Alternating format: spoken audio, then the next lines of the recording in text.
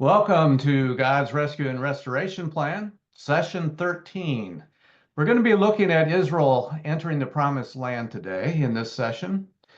And where we stopped off with this map last time, just to refresh a little bit, they were wandering in the wilderness for 39 years or so in this general area where the arrow is. They came up to Kadesh up here, which is where Miriam died, which is the sister of Aaron. I misspoke at the end of the last session and called her his wife, but it's his sister who died. And then they journeyed on. Find my pointer here. Okay, here are the blue lines. It pretty much went this path. They wanted to go up in this direction. They weren't allowed, and so they came around underneath and came up along the east side of the Jordan River. What we're going to do here is, whoops, went the wrong way. We're going to zoom in on the map and then slide it a little bit farther north. So where that red box is, we're going to zoom in on that now. There we go. So here's the extension of that blue line that we were following, and they had several battles, and they took over some land, conquered some land over here as they're progressing, and ended up camping, or encamping, I should say, in the plains of Moab, right where that red circle is on your screen. So that's where Deuteronomy happens. The book of Deuteronomy essentially happens in that area, and the content of it and the writing of it and so on. So you kind of keep that in mind. And we're going to pick it up in Deuteronomy chapter 30. There's a lot in Deuteronomy, but we can't read it all. And here we go in chapter 30, verse 11. And this is Moses coming to the end of his life. And he's setting up these people, the Israelites, to be successful going forward. I mean, he's taking them through this long journey, was very successful, but it's time to hand it over now. And so he's setting it up for that. And right here, he's talking on behalf of God, but he's challenging the people about sticking with it and being honoring God and believing God, holding up their end of this blood covenant. God's going to hold up his end, but it's conditional upon them holding up their end. So exhorting them to do so. So chapter 30, verse 11, we'll start. And he says, "For this commandment that I commanded you this day, it's not too hard for you, nor is it far away. It's not distant. It's not up in heaven so that you have to say, who will go up for us to heaven and bring it to us and have us listen to it so that we can do it? You don't have to do any of that. It's not beyond the sea either, so that you have to say, who will go over the sea for us and bring it to us and have us listen to it so that we can do it? It's not far away. The word is very near to you. It's in your mouth and in your heart so that you can do it. So let's do it." And I think this is a call to all of us today still. It's not far away. He's made his word available, and we can learn it, we can apply it, we have it in our ears, our hearts, our minds. Let's do it. "Behold, I have set before you this day life and good, and death and evil," the choices. "In that I command you this day to love Yahweh your God, to walk in his ways, to keep his commandments and his statutes and his ordinances, in order that you may live and multiply, and that Yahweh your God may bless you in the land where you are entering to possess it. But if your heart turns away and you do not listen, but are drawn away and bow down to other gods and serve them, I declare to you this day that you will surely perish. You will not prolong your days in the land that you are crossing the Jordan to enter to take possession of it." We succeed in our mission from God as we follow God's advice, his commandments, his will, and do things God's way. That's how we succeed. That's how they're going to succeed too. And in their case, if they don't, they are not going to fare well. Verse 19, "Today I call heaven and earth to be witnesses against you, that I have set before you life and death, the blessing and the curse. Therefore choose life, so that you will live, you and your seed." How do we choose life? By loving Yahweh your God, by obeying his voice, by holding fast to him. Hold him tight. for he's your life and the length of your days, so that you may live in the land that Yahweh swore that he would give to your fathers, to Abraham, to Isaac, and to Jacob. And you know what?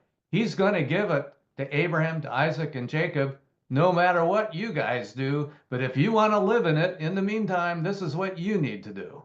And that's what's on the table. And then chapter 31, verse 1, Moses went and spoke these words to all Israel. He said to them, I'm 120 years old today. I can no longer go out and come in, and Yahweh has said to me, you will not cross over this Jordan. Yahweh your God, he will cross over before you. He will destroy these nations from before you, and you will dispossess them. And Joshua will cross over before you, just as Yahweh has said. Yahweh will do to them just as he did to Sihon and to Og, the kings of the Amorites, and to their land when he destroyed them. That's what happened as they went up in this area and they conquered this area. Just happened. Yahweh will give them over to you, and you're able to do to them according to every commandment that I've commanded you. Be strong and courageous. Do not be afraid. Do not tremble because of them. For Yahweh your God, it is he who goes with you. He will not leave you or forsake you. It doesn't say they're not going to be concerned. It doesn't say they're not going to have challenges. He doesn't say they don't have to put forth effort. It doesn't say there isn't going to be alarm at times. It says, be strong and courageous. That's what you do. Even if you're afraid, even if you're concerned, even if it's hard, strong and courageous, because God is with us. He will not leave you or forsake you. Then Moses called Joshua, and he said to him in the sight of all Israel, be strong and courageous, for you will go with this people into the land that Yahweh swore to their fathers to give to them, and you will cause them to inherit it. Yahweh, it is he who goes before you. He will be with you. He will not leave you or forsake you. Do not be afraid and do not be dismayed. And then chapter 34, verse 1, Moses went up from the plains of Moab, from the encampment, to Mount Nebo, to the top of the Pisgah range that is opposite Jericho. And you see on the map the arrow at the point or the very tip of the arrowhead. That's where Mount Nebo is, right there. That's where he went. He's up on this mountain. And Yahweh showed him all the land of Gilead to Dan and all Naphtali, the land of Ephraim and Manasseh, and all the land of Judah to the western sea and the Negev and the plain of the valley of Jericho, the city of date palms to Zor, all this land. And this is basically what he showed him. This green area on this map, all this green is the land of Canaan promised to Abraham, Isaac, Jacob, and then this land they conquered just recently, and it's getting annexed to it, more or less. But he's got Moses up on this mountain at the tip of that arrow. He can't possibly physically see that with his physical eyes. You can't see that far from here. You could see across the river, I'm sure. You could see the Dead Sea, but you're not going to see way up here what's now Lebanon and today is Syria over here. You can't see all the way down to the river of Egypt. And oh, by the way, the promised land does not go to the Nile River. It goes to the river of Egypt, which is right down here. So, but God showed that to him. God showed that to him. By revelation, Yahweh said to him, this is the land that I swore to Abraham, to Isaac, and to Jacob, saying, I will give it to your seed. I have caused you to see it with your eyes, but you will not cross over there. But what a gift that Yahweh gave him to be able to see that. Here it is. What a great thing. And so Moses, the servant of Yahweh, died there in the land of Moab, according to the word of Yahweh. God buried him in the valley in the land of Moab over against Beth Peor, but no human knows of his tomb to this day. And the circle there, somewhere in that region, that's the region that's being referenced here in this verse. So somewhere there is where God buried Moses. Moses was 120 years old when he died. His eye was not dim, nor had his vigor departed. He was robust, alive, healthy, good quality of life, all those things right up to the end. And that's the way he was. And the children of Israel wept for Moses in the plains of Moab for 30 days. And then the days of weeping in the morning ritual for Moses were ended. Verse 9, now Joshua, the son of Nun, was full of the spirit of wisdom, for Moses had laid his hands on him, and so the children of Israel listened to him, as Yahweh commanded Moses. Since that time, there's not arisen a prophet in Israel like Moses, whom Yahweh knew face to face in all the signs and the wonders that Yahweh sent him to do in the land of Egypt, to Pharaoh, to all his servants, to all his land, and in all the mighty hand and in all the great terrifying deeds that Moses did in the sight of all Israel. There's been none like him since. He was Moses. What a great man of God he was. Well, time to move on. Go to the book of Joshua, chapter 1, verse 1. And after the death of Moses, the servant of Yahweh, Yahweh spoke to Joshua, the son of Nun, Moses' assistant, saying, Moses, my servant, is dead. He's died. He's gone. It's your turn. It's time to get going. So he says, now therefore arise, cross over this Jordan, you and all the people, to the land that I'm giving to them, to the children of Israel. It's time. That time has finally come. Here it is. Let's go. Every place that the sole of your foot will tread on, I have given to you, just as I said to Moses. From the wilderness and this Lebanon, even to the great river, the river Euphrates, all the land of the Hittites, to the great sea, which is the Mediterranean, toward the going down of the sun will be your territory. No man will be able to stand before you all the days of your life. As I was with Moses, so I will be with you. I will not leave you, and I will not forsake you. What promises from God! Be strong, courageous, for you will cause this people to inherit the land that I swore to their fathers to give them. Only be strong and very courageous, being careful to do according to all the law that Moses, my servant, commanded you. Do not turn from it to the right or to the left, so that you will have success wherever you go. This scroll of the law must never cease being spoken out of your mouth, but you're to meditate on it day and night, so that you can be careful to do according to all that's written in it. For then you will make your way prosperous, and then you will have good success. Have I not commanded you? Be strong and courageous. Do not be afraid. Do not be dismayed, for Yahweh your God is with you wherever you go.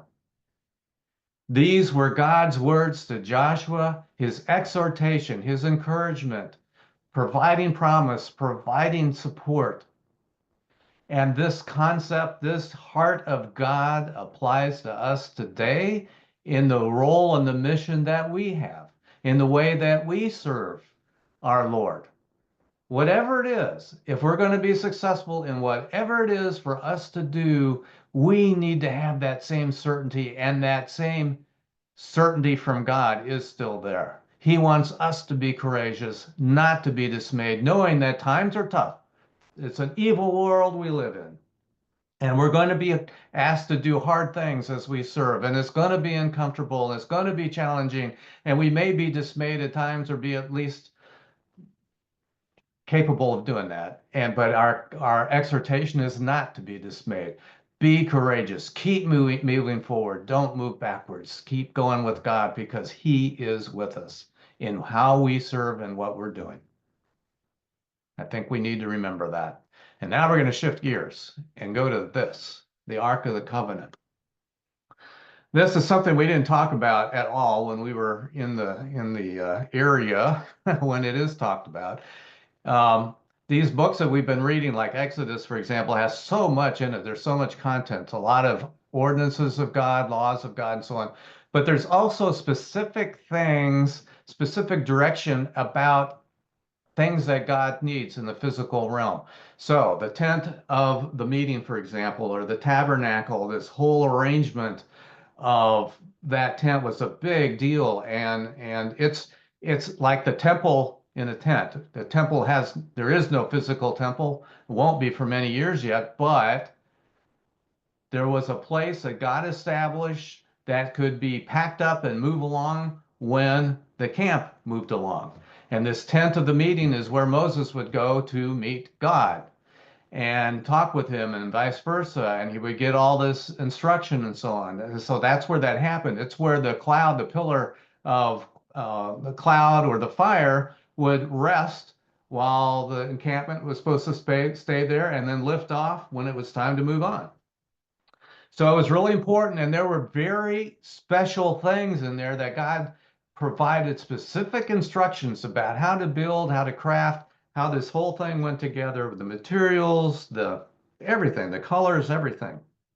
And this is one of those things, the Ark of the Covenant. So in Exodus 25, verse 10, it says, they are to make an ark of acacia wood. Its length will be 2.5 cubits, its width a cubit and a half, and its height a cubit and a half. So a cubit is 18 inches. So it's about 47 inches long. So from here to here is about 4 feet, 47 inches long.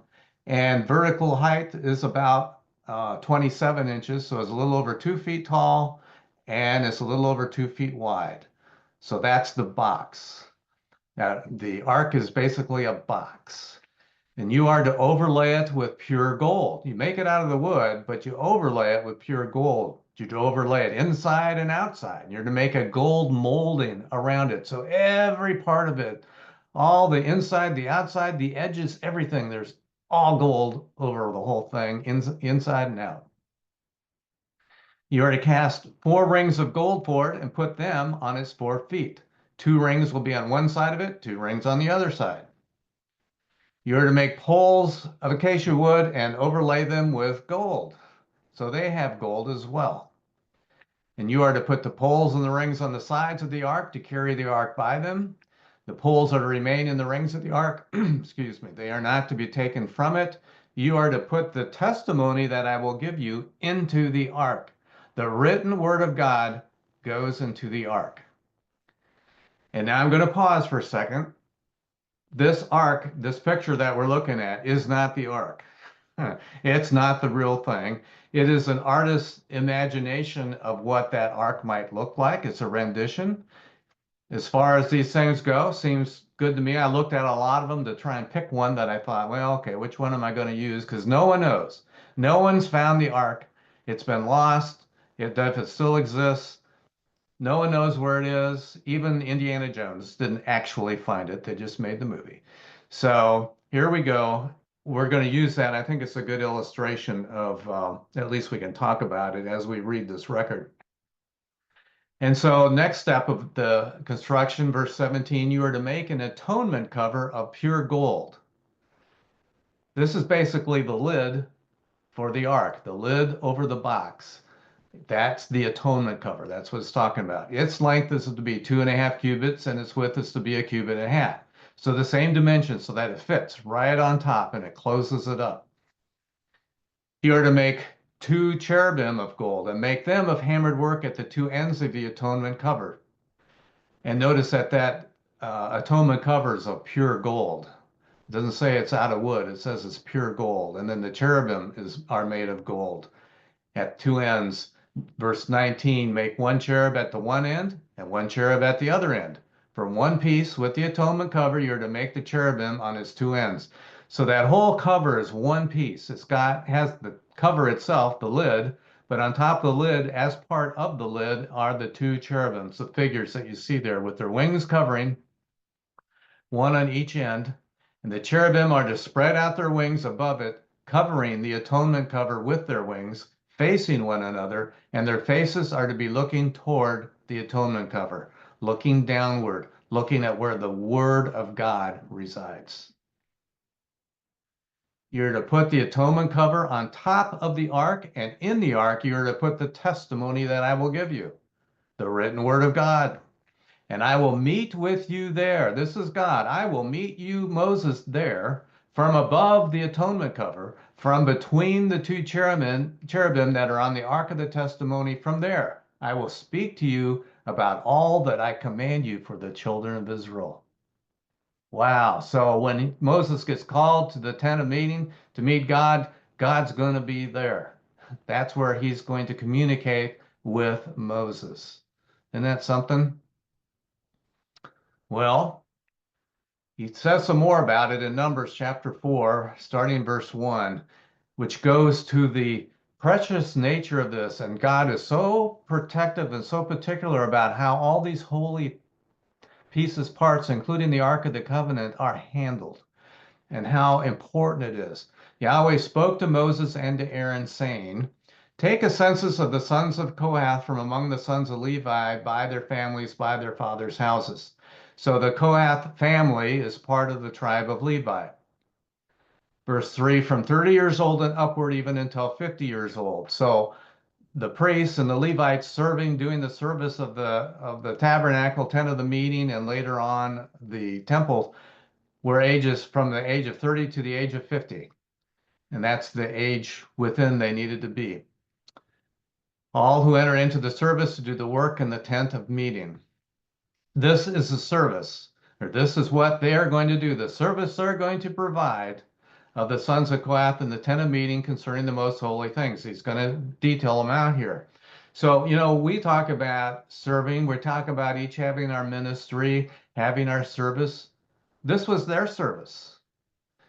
They weren't preaching to people, they were serving. They were doing the work of the ministry. They were providing a service, a particular one that we're going to read here concerning the most holy things.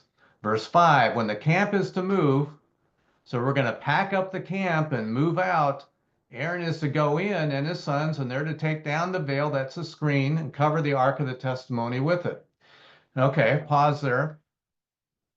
In the tent of the meeting, the whole tent of the meeting is surrounded by a textile fence almost, or a shield that you can't really even see that. And you have to go through that, and then you get to the tent of the meeting, you enter that, and there's a holy place, and then you get into that, and you still can't see the Ark of the Covenant because it's on the far end, and it's shielded from sight by a veil.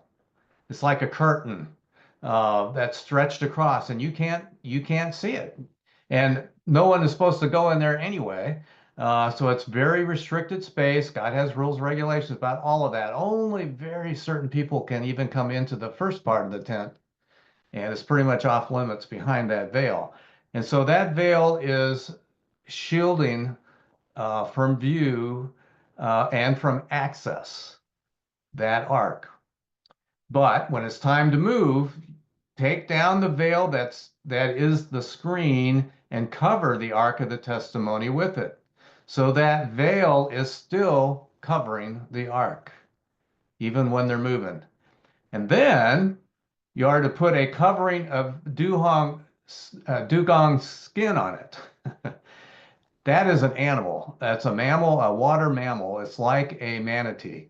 It's related to the manatee, actually. So they're very large, up to 10 feet long, and they're bulky, and they're slow swimmers, and they were used and they were harvested for a variety of purposes, and one of which you could get a really big skin out of that and dry it, do the things that you do with the skin to make them useful as a leather or something like that.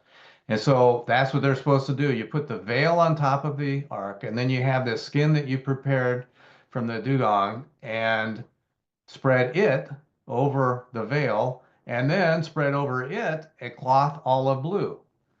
And then you put the poles on.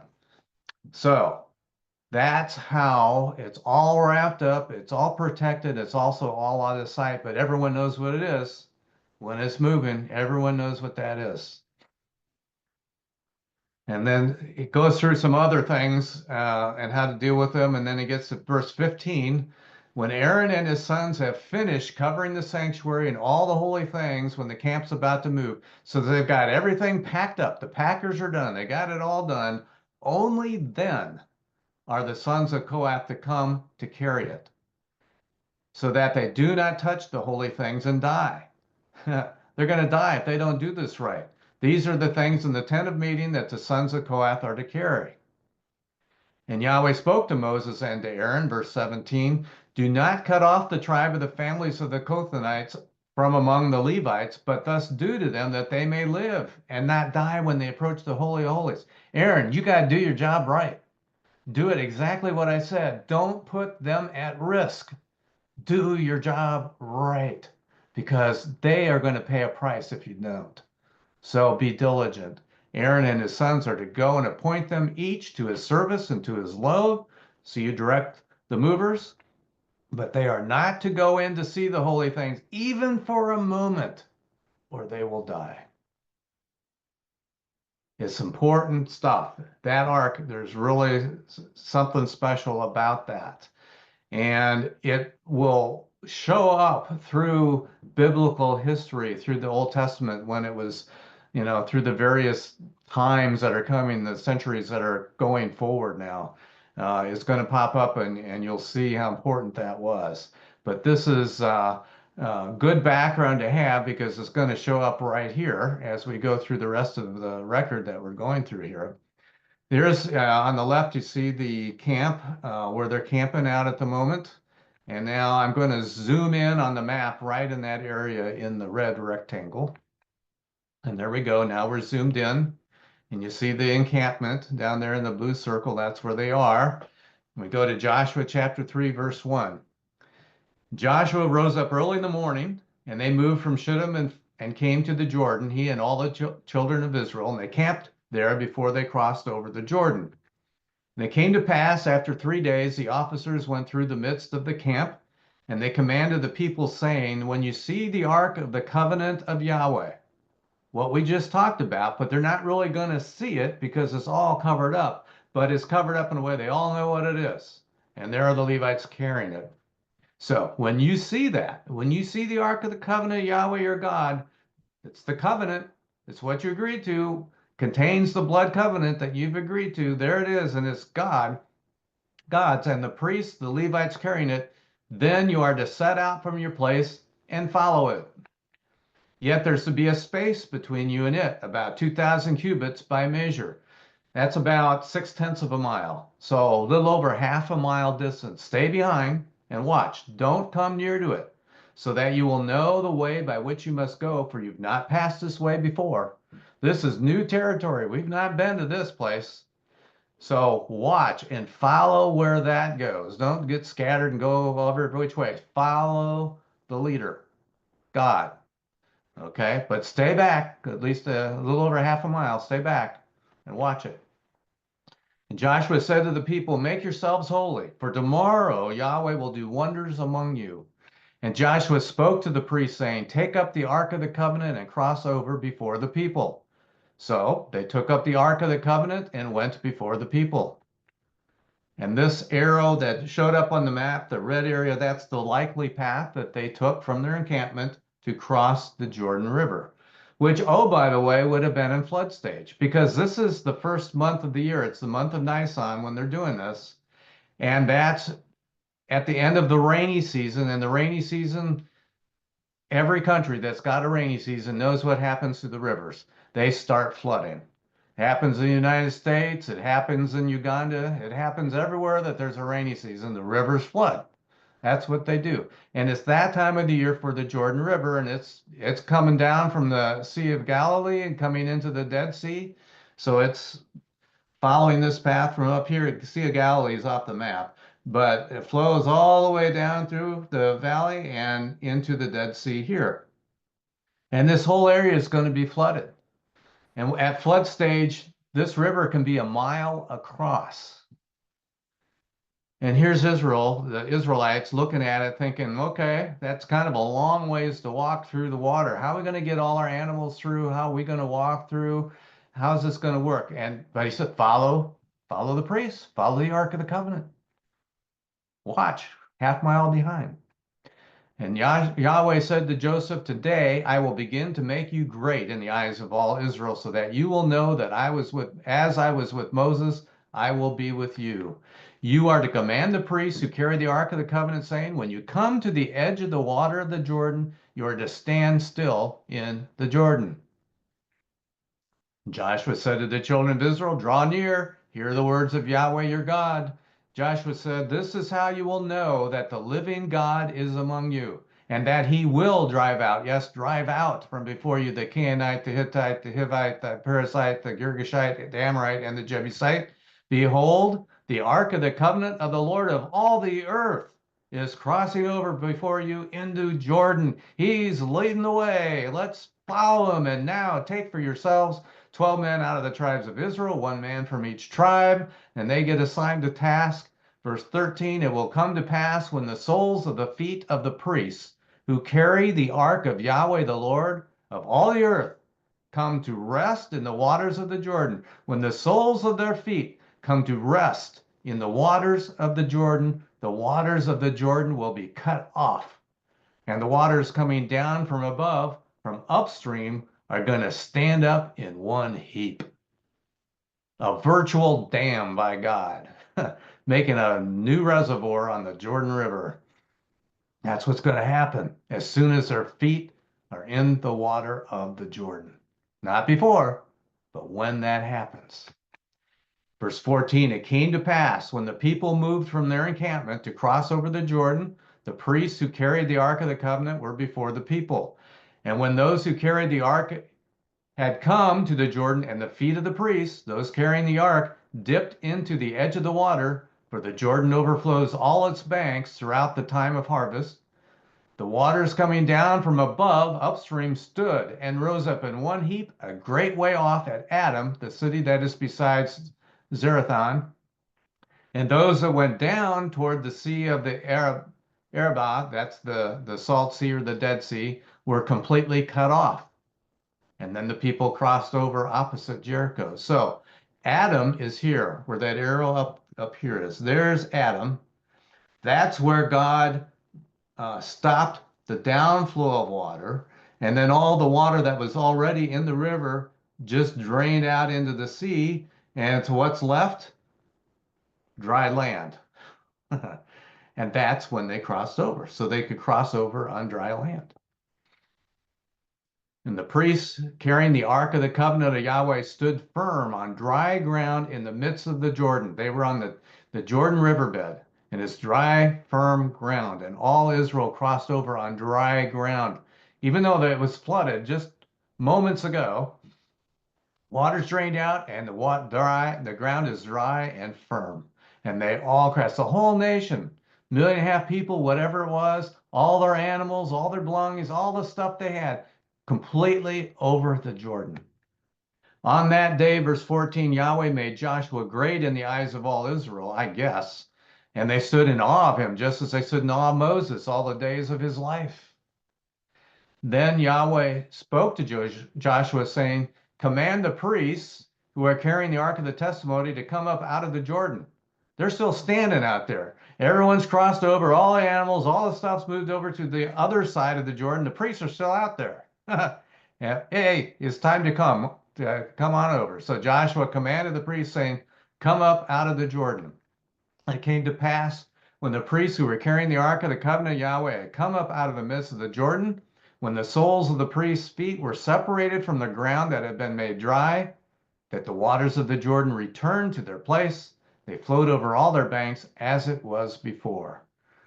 The virtual dam was released, the waters released from Adam and flowed all the way down to the Dead Sea. And there I go, it was restored. And the people came up out of the Jordan on the 10th day of the first month, the month of Nisan, the 10th day, and encamped in Gilgal on the east side of Jericho. So do you remember what the 10th day of Nisan was for? It was to select the lamb for the Passover. It was the lamb selection, and that's the day that they crossed the Jordan River. And it says, camp to the east side of Jericho. Jericho's right here, and Gilgal's right here. In fact, I think, yeah, there we go. There's Gilgal right there. So that's where they're camping now. They moved across, and they're down here, and next door is Jericho, not too far. Chapter 5, verse 1, it came to pass when all the kings of the Amorites who were beyond the Jordan westward, and all the kings of the Canaanites who were by the Mediterranean Sea, heard that Yahweh had dried up the waters of the Jordan from before the children of Israel until they had crossed over, that their heart melted. Nor was there spirit in them anymore because of the children of Israel. He says, these guys are coming. Look what they did. Look what Yahweh did. Remember these guys from Egypt? They crossed the Dead Sea on dry ground, and then the Egyptians, the Pharaoh and all his soldiers and chariots got flooded out and killed and drowned. And here they have been wandering or going through the wilderness all this time, and now they're here. They're across the Jordan. Did you hear what they did? Yahweh did it again. He dried it up. They crossed the river. Now they're here. They're coming for us. We don't have a chance. How can we stand a chance? They were so afraid. They're quaking in their boots. Their hearts melted. They had no spirit in them anymore. Boy, you would think that'd be the right time to get your army together and go wipe them out. Let's go take care of them. They're so scared right now. Let's go do it. But that's not what Yahweh thought. Yahweh thought at that time, Yahweh said to Joseph or Joshua, make yourselves flint knives and circumcise again the children of Israel a second time. What? What's going on? So Joshua made flint knives and circumcised the children of Israel at the hill of the foreskins and gave it a name. This is the reason Joshua circumcised them. All the people who came out of Egypt, the males, all the men of war, died in the wilderness on the way after they'd come out of Egypt. For all the people who came out had been circumcised, but all the people who were born in the wilderness on the way as they came out of Egypt had not been circumcised. They neglected it. They didn't circumcise the babies like they're supposed to. And this goes back to Abraham. This was part of the deal. This is something that needed to be done within God's household, God's nation and his people. Circumcision, it's an essential ingredient, but they hadn't been doing it all that time. For the children of Israel walked 40 years in the wilderness until all the nation, the men of war who came out of Egypt, perished because they did not listen to the voice of Yahweh. Yahweh swore to them that he would not let them see the land that Yahweh swore to their fathers to give to us, a land flowing with milk and honey. But their children, whom he raised up in their place, were circumcised by Joshua, for they were uncircumcised because they had not circumcised them on the way. And it came to pass when they finished circumcising all the nation that they stayed in their place in the camp until they were living again. They had to recover, took a little while to heal, also to get straight with God and get situated and get ready and get prepared and be right with God. And they're living again. And Yahweh said to Joshua, today I have rolled away the reproach of Egypt from off you. Today that happened, not before. But today, why? Because now the nation is circumcised again. And the reproach is rolled off. Therefore, they called that the name of that place was called Gilgal to this day. And the children of Israel encamped at Gilgal, and they kept the Passover on the 14th day of the month at the evening in the plains of Jericho. Isn't that great? They observed and celebrated the Passover just like they're supposed to do. As soon as they got there, as soon as they got to the promised land.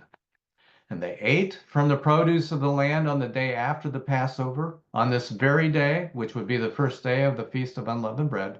On this very day, unleavened bread and roasted grain, and the manna ceased on the day after they ate of the produce of the land. And there was no longer manna for the children of Israel, but they ate of the yield of the land of Canaan that year. All these things are so significant, and they are foreshadowing what's going to happen, and some of which has happened, some of which has not happened. But with Joshua leading Israel into the promised land, and you think about what's going to happen when Jesus returns, when he comes back, and what's going to happen with us. And there's just so much in this. There's so much content here, but we're just getting our feet wet in this. We're getting the basics, understanding the basic story and the basics of what had happened as we go through this material. And verse 13, it came to pass when Joshua was by Jericho. Okay, so we know Gilgal's right next to Jericho, real close to it at least. And so he's checking it out. He's scouting it out. That's a city that's going to have to take, but it's a walled city and it's impenetrable. It's viewed to be unbeatable. It's completely protected. That wall is just so enormous and so powerful. There's just no way anyone could get through it. So he's scouting it out right there. He's scouting it out. And he lifts up his eyes and looks. Behold, a man stood in front of him with his sword drawn in his hand. Huh. Well, Joshua went to him and said to him, are you for us or for our adversaries? Who are you for? Are you on our side or are you on their side? What side are you on? And he said, neither. Joshua probably doesn't expect that answer. I'm not for either one of you. Rather, I am the commander of the army of Yahweh. I'm with God. I'm with Yahweh. I'm the commander of the army, which I think makes him Michael. And now I have come. And Joshua fell on his face to the earth and worshiped and said to him, what does my Lord have to say to his servant? What do I need to do? Tell me what I should do. I'm all ears. And the commander of Yahweh's army said to Joshua, take your sandals off of your feet, for the place on which you are standing is holy. And Joshua did so. Does that sound familiar? Look back to Exodus 3:4 at the burning bush, Mount Sinai, and he said, do not come near here. Take your sandals off your feet, for the place you are standing on is holy ground. That's what was said to Moses, and he did so. And here, many years later, Joshua, and it's the same words. They're doing the same thing, and they're responding the same way. They're obeying. I think that's pretty cool. Well, chapters 6 through 22 of Joshua is the account of the actions of Israel, which we are not going to read. I highly encourage you to read it. It's really good reading. It's really interesting. And maybe you'll want to read that before we get to the next session. But Joshua chapter 23 begins the farewell of Joshua, where he, like Moses before him now, is going to conclude his life and kind of set them up and talk about some things. And we're going to pick that part up in chapter 24, verse 1. Joshua gathered all the tribes of Israel to Shechem and called for the elders of Israel, for their heads, for their judges, for their officers, and they presented themselves before God. So here's our map. They are camped out. When we left them in the early chapters of Joshua, they were here at Gilgal. Since then, they've been all over the place, conquering the land. And now, at this point, he's getting close to dying, so he calls them to Shechem, and that's up in that red circle up there. Says verse 14, now therefore, he's called them together. It says, now therefore, fear Yahweh and serve him in integrity and in faithfulness. Get rid of the gods that your fathers served beyond the river and in Egypt and serve Yahweh. Just get rid of them. But if it seems evil in your eyes to serve Yahweh, if you think it's a bad thing to serve Yahweh, choose this day whom you will serve, whether the gods of your fathers that your fathers served that were beyond the Euphrates River, or maybe the gods of the Amorites in whose land you live. But as for me and my house, we will serve Yahweh. And that should be your commitment. Verse 29, it came to pass after these things that Joshua the son of Nun, the servant of Yahweh, died, being 110 years old. And what you're seeing here on the map, it's basically the land of Canaan, but this yellowish part is what was conquered. And that part which isn't yellow, like this surrounding area, that's not conquered. So they didn't conquer at this time the entire promised land. In fact, it never has been. But more of the promised land is going to get conquered in years coming, but not there yet. This is what they accomplished in Joshua's time, which is pretty impressive, actually. But there you go. Thought I'd explain what map it is that you're seeing. And you see Shechem there in the blue circle. That's where he is. In verse 30, they buried him in the territory of his inheritance in Tenasera in the hill country of Ephraim, north of Mount Gash, which is right there in the red circle. That's where he's buried. And Israel served Yahweh all the days of Joshua and all the days of the elders who outlived Joshua and had known all the work of Yahweh that he had worked for Israel. So it carried on after his death for some period of time. And that is Joshua. So now we're going to go to our timeline, which we haven't looked at for a little bit. This is where we were seeing Joseph and the timeline to the Exodus, which is this line right here when they leave Egypt on the Exodus. And now we're going to simplify it a little bit and recast this. And so now we see Abraham, Isaac, Jacob, Joseph, and now Moses is there and Joshua is there. And this is where we are on the timeline between 1960 and 960 BC. Like I said, when we started this millennial, there's a lot that happens here in this 1,000-year period, and we're not done yet. We've got some really important things coming up, and we will continue with them in the next session. Thank you for joining. Hope this was a blessing to you today.